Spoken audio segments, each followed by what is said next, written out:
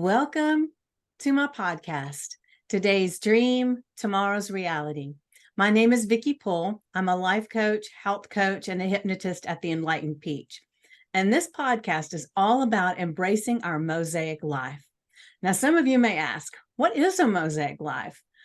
Well, it's recognizing that all the pieces of our life, the good, the bad, the indifferent, have all come together to make us who we are. Change any one thing and we are different. With that in mind, I invite you to embrace your perceived imperfections and celebrate who you are. This podcast is unedited and raw, just like life. And I am your host, and I have special guest with me today, and I'll introduce him in just a moment. But if you have any ahas or questions, please leave a comment or a voice message. And remember to like, subscribe, and share. So now, let's get started. So this amazing gentleman right here is Charlie Gaddis. Did I say that right? Gaddis? That's correct. All right, perfect. Well, I want to go ahead and share how I met him. Hold on a second, just realized I didn't turn on the light. There you go. But I met him because I have a friend, and she's been a guest on the podcast before as well. And she's a writer. She writes romance novels. And I went with her to a book signing. And so she's signing books, and there were a lot of authors there, all romance authors. And a lot of these authors have actual male models on the covers instead of a drawing or whatever. And that just happens to be Charlie right there, was one of the male models. And the thing that was so fun and cool to me was when the male models start walking in and everything, and especially when they're at the tables with the author of the book and they're signing, there were women that come running over, like they were rock stars and wanting their pictures made and all of that stuff. And so when we were all kind of sitting and just talking later in the day, and I found out that Charlie's just a regular guy. And he actually doesn't live that far from me, but we're still doing this on this, but just because of schedules. But he's a father, he's married, he's a father, he has a regular job, and he's a regular guy. And it's just so amazing to me to see people that it's almost like it's almost two lives in a way, because it just doesn't seem like they would connect. But so just go ahead, and if you would, I know you had said that you acted just a little bit and then you got a little involved. So go ahead, and if you would, kind of give people a little bit of idea how you even got started on this path. Okay. So I'll give you a little backstory. Growing up, I played baseball, football, basketball. And then actually, when I was younger, I did the county theater plays back in elementary school. Then my schedule got too busy with sports, so played sports all through high school. After I graduated, I had a talent scout here in Atlanta come up to me and connect me with an agency and a management company out in California. So way back in 2007, way back. It feels like way back after thing that's happened in my life since then. I hopped on a plane, didn't know anybody but my management and agency, and moved out to LA, lived in Burbank, Toluca Lake, lived there for a year, and then decided I was homesick and wanted to come home. A couple things happened. My cousin, distant cousin, she's a romance author. And so she knew that I had modeled and acted on the side a little bit, and she asked if I would be on one of her covers. So this was a whole new world for me. And I did you have one of the books where you can show the cover? I'm going to show it just okay. So I did a custom shoot. It was so nowadays you do a shoot with all stock images basically, and the authors go in and pick the type, whether it be a firefighter, a cowboy, a pilot, a cop. But this was a custom scheduled shoot, and that's how I got in touch and met Golden, who's with Dog, for people that There's a little plug for him. And he was just getting started. I think I was like his 5th or 10th cover, and now he's got 3,000 covers. And so that started our relationship we do a shoot about every year. I have one in 3 weeks with him. But this was my very first book cover, and her pen name's Katie Ashley. So this was that one. So that's how that was baby Charlie. And then I've more because I want to give out. So we went to Knoxville. That was my first signing. And like Vicky said, that's where we met. We had a meet and greet. And it was, to me, I didn't know what to expect. And I went in just a normal dad guy. And the readers, they couldn't have been nicer. But like you said, it's almost like two worlds collide. And, you're looked at by them as this sexy cover model. And so it was a cool learning experience. It gave me more appreciation for the authors. Without them, obviously, I wouldn't be here. So her pen name, I went with Dawn Love, and she was awesome. She's great. And that was the table I was at. And this is the book cover I'm on with her, and it's called Logan's Flame. And so both of these books you can find on Amazon. But I wanted to give both of them a plug because without either one of those, we would have never had this conversation. That's right. That's right. I mean, I had so much fun, but I love talking. And so I was at the booth talking to everybody that came up. Do you know about April's books? And, and just telling them everything I knew. And then, especially in the meet and greet, it was kind of fun to just talk to people as they were kind of walking up a little bit and just have a conversation. And so it was very different from what I expected. But it was so much fun. And these readers are serious people. I mean, there was a few people, and I'm sure you noticed it too. They had wagons behind them to carry all the books that they were buying. And I mean, it was like, I was just blown away with all of that, because it was like crazy. And, a lot of them pre-bought their books. And so it was big. So let me ask you a question here. And I know you've touched just a little bit on the fact that you got started with the cousin, right? That's cousin? right. That's right. Mm-hmm. And then you had mentioned something to me that I just kind of want to make sure I even remember correctly, because I'm notorious for I don't take a lot of notes, because I like to really ask questions and learn right along with everybody. But I think I remember you saying that no matter how many times you kind of try to get away from this, something always pops up to bring you back in. Am I remembering correctly? That's correct. So I was given a little bit of a quick scenario because I knew we would dig a little bit deeper. But so after I went to California, like I said, I was 19 years old when I was out there. And it was a culture shock, to be honest. I was born and raised in Georgia. I had probably 50 auditions within the year, which is a ton. But the problem with me was I was going out for every lead role. The problem with that was the resume didn't back up the lead role. I booked a couple small jobs. And then eventually I had a girlfriend here at the time. And she came out to California twice. I came home twice. So us seeing each other 4 times in a year, that was kind of tough. So to be honest, I moved home and wanted to spend more time with the family and her. And so I moved back, and then we ended up starting a family early. I had my first kid when I was almost 21.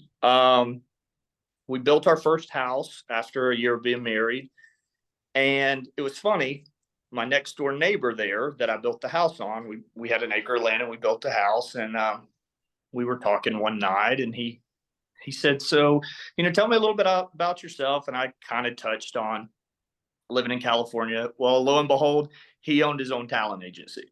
So that turned into me signing with him and doing a couple commercials. I booked a Hyundai commercial here in Atlanta. And then my little boy, who's he's 15 now. He's not a little boy anymore.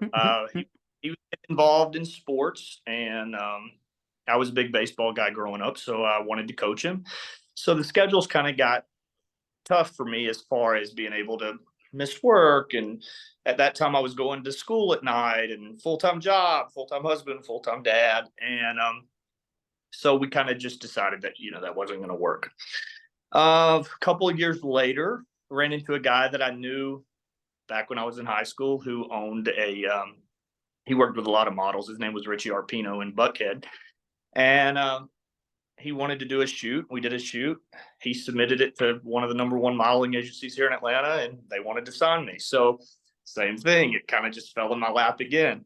Then I did, a couple submissions there. And, like I've told people, it's not that I don't love it. It's not that I don't want to do it. It's not even about really the money. It's more about the time. Because my #1 priority always will be being the best dad I can be to my kids. And, one day they'll be out of the house and moved and grown. Now I have 3 kids, not just one. I've got a 15-year-old, an 11-year-old little girl, and a 7-year-old little boy.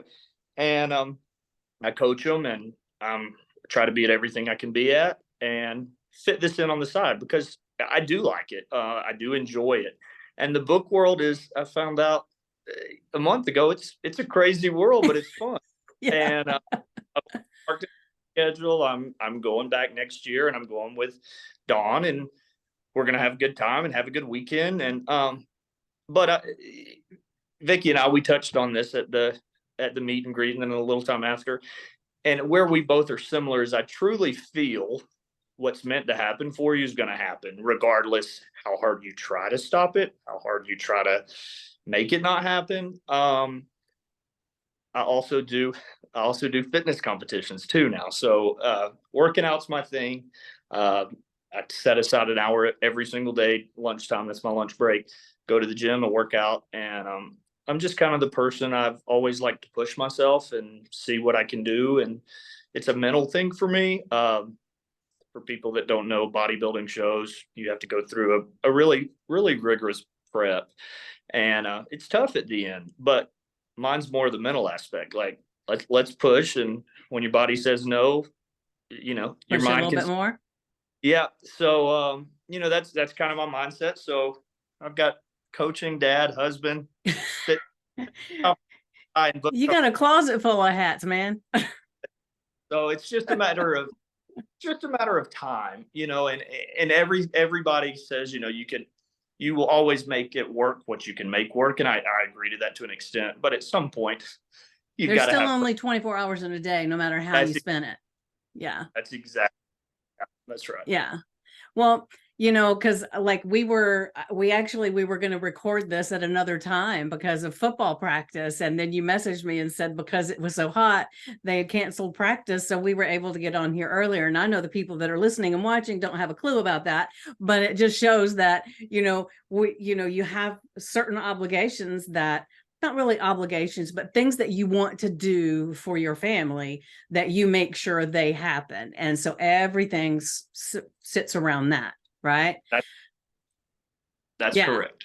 So, and I can look back and if I wouldn't have had a kid so early, I think my life would have been totally different. I think I probably would have pursued it a little more. I think there was even talk before we started our family that we might move back out to LA. It would just be us together instead of us being separated. And so in your intro, where one little decision or one little choice or one little thing might change the whole perspective of your life.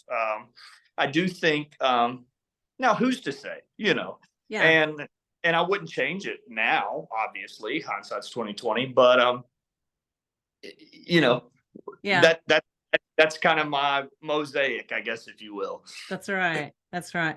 Well, the way I look at it sometimes is, we can, if we had the ability to float above our life and see the map of it, then we would understand, why we made this pivot to this direction or we moved to this other direction. But because we don't have that ability, we just have to take it as this is where I'm headed now. This is what feels right. And then if something else comes along that feels good, then you can pivot to go with that. Like you have done a few other things, and all of those are probably, to me, are all leading to the best place.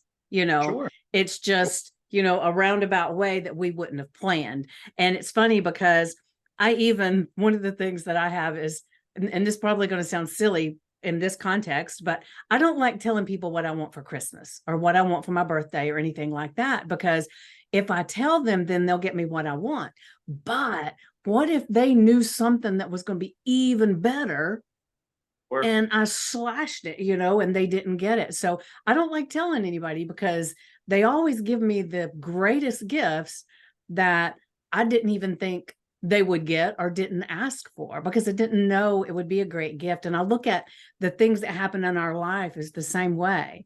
And it's kind of like that old Garth Brooks song, thank God for unanswered prayers, and so sometimes we are wishing and hoping and praying for something to go this way, and it doesn't. And sometimes we feel like, well, if that hadn't happened, then this, but not necessarily, maybe.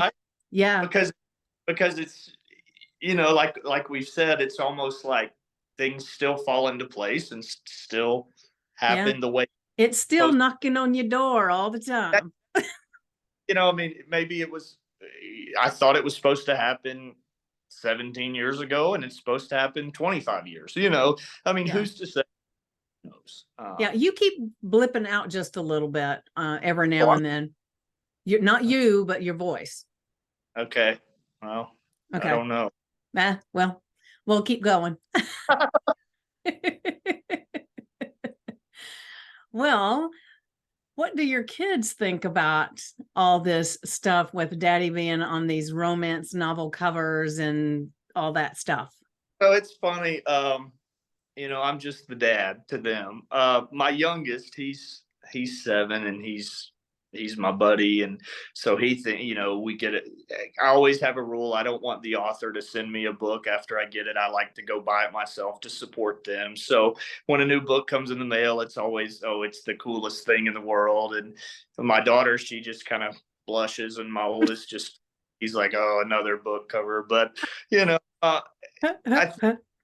their friends, my oldest especially, he's in high school now, and he's gotten the itch to start working out and that kind of thing. And if you ever go to my Instagram page, it's more of my fitness page, a little bit of modeling, but they all look at me as the fitness guy that lifts weights. And so to them, I'm cool. To him, it's a balance, I guess. It's he's still my dad, and I remember being. But I do think they think it's neat. Because when I came back from the signing, I had taken pictures, and they wanted to see, some of the stuff, and they thought it was cool. Yeah. That's pretty neat. And, and it's funny because as you're saying that, I'm thinking, there are, big Hollywood stars that sometimes they will say, somebody will ask them the same kind of question, what do your kids think about this? And they say, well, I'm just dad, I'm just mom. They don't really even pay attention to any of that stuff. But I can say for me when I was a kid, if one of my parents had been what to me would have felt like they were really famous, I would have been, whoa, this is great, I would have to. Yeah, me too. So. So do you see yourself, you did do a little bit of acting and everything, right? So since Atlanta has become such a big hub for the film industry, so have you had an itch to go and do that? And yeah, I have. And again, it's more of the time thing. And now that the older one's getting older, he'll be driving in a year. Part of your schedule frees up a little bit, and I'm definitely not marking it off the list by any means. So let's just say I'm gonna probably start submitting a little bit more again. And I got to be honest, I came back from the signing, and even though that was a book cover world, and I told my wife, I was like, I'm really going to start promoting it a little more, because I kind of kept it on the back burner, kept it hush hush a little bit. And I think I'm going to start, and she's all for it. She's like, yeah, go for it. We've always dabbled in and out of it. So why not? It only takes one thing. Right. So yeah, I think so. I think so. Well, I'm excited because then I'll be able to say, well, before he was famous, he was on my podcast. Let me just show you this. Ever famous, you'll always have me to come back to. Yay! I'll come back to you. That's a big. I'll hold you to it. I'll hold you to it. Well, now I'm getting real excited. Well, that's got to happen. That's right. That's right. Well, it's been knocking at your door all these years, so it's time. Yeah. Okay. Yeah. We'll see. I agree, and it's and we talked about this before. It's tough for me to fully, I guess, I don't want to say surrender, but I have this guard up a little bit because I don't ever want to feel selfish, because my number one priority's got to be my family and my kids. But then, with that being said, the other side of me is like, but hey, I want to do this. So it's hard for me to say, yeah, I'm definitely going to do it. And it's not because I'm one of those, like when I do fitness shows, I did a half marathon back in 15. And again, it was the mentality thing. And when I set my mind to something, it's go all 100%. or nothing kind of thing. So yeah. So this is a little different. Like, I can't just go all or nothing, because let's be honest, I've got a full-time job that's got to pay the bills, and to go full on, it's a grind, and it's a lot of, you don't have a big schedule, and right now reality is I don't have that. So that's kind of where the balance has to happen. Yeah, well, I can understand that, but I'll share it, and this probably has, well, I'll just share anyway. When I first, I was in college when I got married, and so I quit college and got married, right? And years later down the road, I was talking to one of my clients, and I told him, that I had quit college to get married, and he said, I said, what is it? And he said, well, why could you not do both? Right.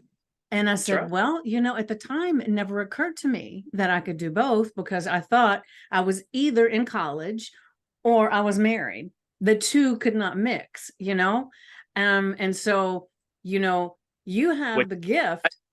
Do what? I was in. Yeah. Well, I didn't see it at the time. Right. But so maybe it would be good to change your phrasing a little bit, that you could do and that, Yeah, I agree. and because I think sometimes, I know for me, I will I'll let those little parameters keep holding me back, like the time and different things, because even if you started small, like just doing some what is it, extras or things like that really get you kind of in there, and it's like up and that kind of thing. That's right. Yeah. And it's like yesterday I was having coffee at a coffee shop with my daughter, and it's the cutest little coffee shop in downtown Woodstock. I wish I could remember the name of it. My daughter's going to kill me, but it actually is an art gallery and has a coffee shop in it. Yeah. So it's really cool. And there are a lot of the people that work there are performers. And so they were talking about different things, going to this audition and that audition, and, their expectations and all this stuff. And so I know it's a process of, you have to do a lot to get the thing, Right. Yeah. Yeah. So when you think about that, does that feel like something that is fun to think about, or does it feel like it's daunting to think about? I'll be honest, I did the extra thing, and I did the cameo thing the 3 months before I moved to California, because I wanted to build the resume a little bit. extras, and there's nothing wrong with it, but they are grueling long days. I mean, we're talking 12 to 16-hour days. Oh, wow. I had no Yeah, idea. because when you make a movie, you don't realize it, and if you're even an extra, it opens your eyes. Just to get a 5-minute clip is going to take 5 to 6 hours, because they've got to get the front take, the back take, the side take. So it's a lot of hurry up and wait. So yes and no. The part of it excites me, like print work, commercials. Those are quick and easy and fun. Mhm.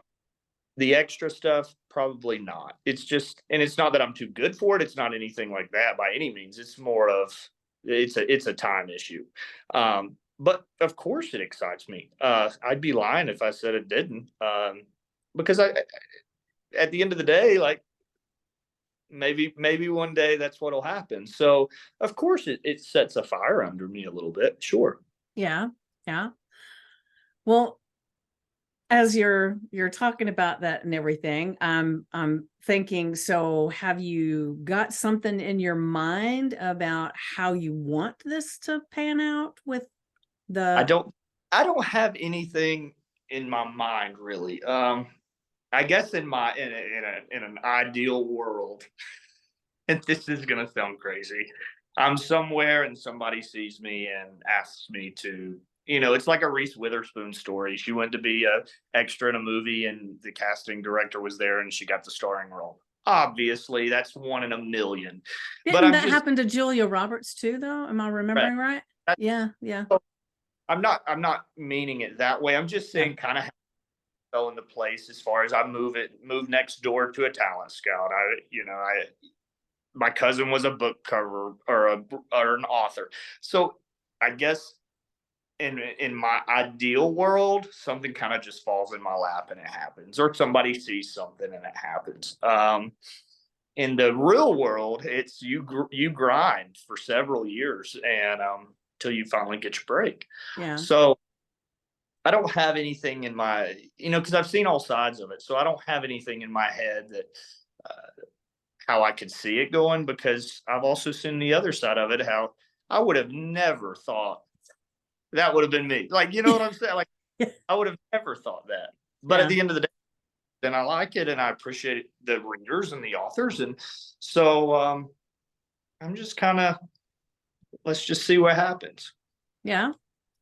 Well, that sounds perfect. For one thing, it's like you were saying, it keeps knocking on your door. So, I mean, hell, for all we know, you could go to a coffee shop tomorrow and somebody say, "Hey, I think I've seen your pictures before. I think you would look good for this." And, Right. and a whole nother thing open up. And so then it would just be whether you felt like it was a good fit at the moment, right? I guess secretly, that's how I envision it going.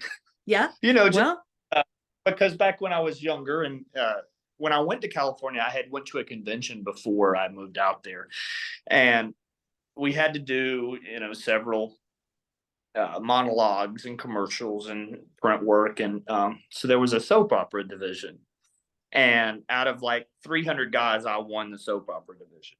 oh, So wow. so I sat down with, at the time, she's gone, but Fran Bascom was her name, and she was the casting director of Days of Our Lives. So at that point, I thought, I called everybody back here. I was like, I'm Woo. about to live, and and it's funny because that's what my mom watched when I was growing up, and so I already knew the storylines. But anyways, and it's funny, I'm friends with the executive producer of Days of Our Lives on Facebook and Instagram. So anyways, but so, that was honestly what I thought I was going to be doing, is soap operas.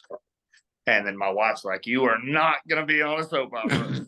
uh, so, but so I kind of think that maybe I run into the right connection or the right person, and then we go from there. Yeah. Even a small thing, I'm not expecting to be the next Tom Cruise. Like, I'm not expecting that. Well, I just heard a story the other day and I thought it was really interesting, about Harrison Ford Mhm. and him being oh God, on Star Wars. What's his character's name? Uh, oh, well, if you wouldn't have asked me, I would have been able to I tell know. you. Why can I not remember that? It's not Luke. No. No, Luke's the other one. Yeah. Why? Well, it doesn't really matter. But the story that I heard, now, we hear stuff all the time, doesn't necessarily mean it's true. But that he was, when he went in to read for that, he was not thinking he was going to get it. So he had this sarcastic attitude. He was like, I don't give a shit kind of Sure. thing. And that was the thing that won That him the actual part, was and because, yeah. and that's what's kind of neat on my side now. Whereas back when I lived in LA, every audition was the end of the world. Now you learn that quick that it's usually 100 to 1. It takes 100 auditions to get one job. But I remember I went to a final casting call. It was for Cold Case, the show Cold Case on CBS. And I kept going through every callback, and I got to the final callback, and it was like 13 pages of script I had to have memorized within 6 hours. And I remember stressing over it. And the casting producer told me, they were like, "We loved you, but we went with a guy that had a bigger resume." But my point being, now when I approach an audition, sure, I take it serious to an extent, but at the end of the day, it's not going to make me or break me. I've got a job that'll pay my bills. I've got a family that I can come home to. So it's a sense of relief, I guess you could say. So Mhm. it's a little easier. It's not that I don't take the job serious, but I don't take the rejection at all. Like, it's like, Yeah, oh, yeah, yeah. I- Because I've always thought myself that it would be the hardest thing to be, would be an actor or an actress, because you have to prove yourself again and again and again. And then until you get where you're ultra famous, and sometimes you still have to prove yourself at that point too, but not in the same way. But the amount of rejection that you endure, and I only know this from movies, and I've had some friends that were extras and different things like that. And I've got a couple of friends that their children, are actors. right. But it is, I would just think it would be so debilitating to go through that over and over It and over again. was at the beginning, but like I said, I think it's more, and that's usually when the jobs start coming, is like you said with Harrison Ford, is when it's, okay, I'm just going to approach this as an everyday thing. I'm going to try to create the character as I see it. And if they like it, they like it. And if they don't, that's okay too. Versus, how do they want to see me? How Yeah. do I act? How do I have to conform into their idea? That's correct. That's Yeah. correct. Yeah. So going forward, that's how I'm going to approach everything on That sounds submission. perfect. Let you know when I book jobs. That's right. So we know you're gonna get the jobs right now because you're relaxed in it. Right here. Say that again. I'm speaking it into existence right here. That's right. That's right. Well, I am super excited, and I so appreciate you coming on here and talking. But I have one question I want to ask before we go. Okay. And when you, let me see how to phrase this. When you come to the place in your life where you're going to be passing away, what is it that you want to be remembered for or as? How do you want people to speak about you? What do you want them to say? That's going to make me emotional because That's I okay. do think about this a lot. And I want to be known as a good dad. I want my kids to always know that I tried everything for them. I made sacrifices for them. And I tried to make their life as good as possible.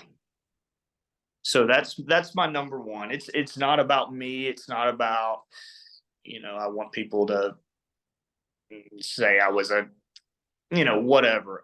I want my kids to be able to say, man, I had a good dad. Well, that sounds perfect. Not a lot of people can say that, right? Yeah, and I mean, I don't know if I'm doing a good job at it, but I'm trying. So Yeah. Well, we all do what we can from where we're at, right? that's right. That's That's right. right. Yeah. And I will share the reason that question is on my mind is I just had someone who was close to me that passed away So, yesterday. Well, I found out about it yesterday. And the one thing that he had always said was that he wanted to make sure that he made a difference in people's lives. And sure. the amount of people that I've had conversations with about him since that happened, it's like, man, he had no idea of the difference he made for people. And so I kind of feel like for you, I think you're going to have such a big impact on your children that I think you'll get a little inkling of it as they get older. But Sure. I think you're going to be blown away at some point when they start telling you how much you've done for them. And part of what you do for them is showing them that you can be an individual and you have all these different interests. And that would help them as they get older and they get married to know that it's okay to have all of this stuff and have a full life. Sure. Sure. Yeah. Yeah, I agree with that. I didn't think I was going to get emotional, but when you talk about my kids, my family, it makes me Yeah. a little emotional. You That's know, that's perfect, you know? I hope so. I hope so, and and I think so. I do think so because Father's Day and birthdays, they write me letters, and those are things more than gifts. I love getting cards because they handwrite me, how they feel, and it's funny to see a 7-year-old write what he loves about me, and then a 15-year-old, and every Father's Day it looks kind of like this, except a little worse. But so that's where my heart. And I'll be honest, that's they make my world go round. So you know, Yeah, that's amazing. yeah. So thank you for sharing all that. And I will say some of my fondest gifts that I've gotten from my kids over the years are some of those handwritten cards. And I've even got some little things in frames that I have up on the wall because it's like she might have only been, 6 years old, but it's still perfect and all of those different things. So as a parent, it's always amazing and wonderful to see how the things that they remember, you That's know, right. is That's great. that's All right. So I guess we will call it a day, but okay. just hang out for just a second. And I Sure. want to tell everybody that is listening or watching to definitely leave a message in the comments if you want to chat with either one of us, ask any questions. I know on some of my other podcasts, there have been people that have actually sent messages to the guest. And so you're definitely allowed to do that. And it would be great. I'm sure he would love to hear from some people. And to also, I'm going to be sharing it on YouTube and different places. So whatever it is you do, wherever you're watching this to make this go out to more people, do that. So like, share, subscribe, whatever it is. And I will see you next time. Mwah.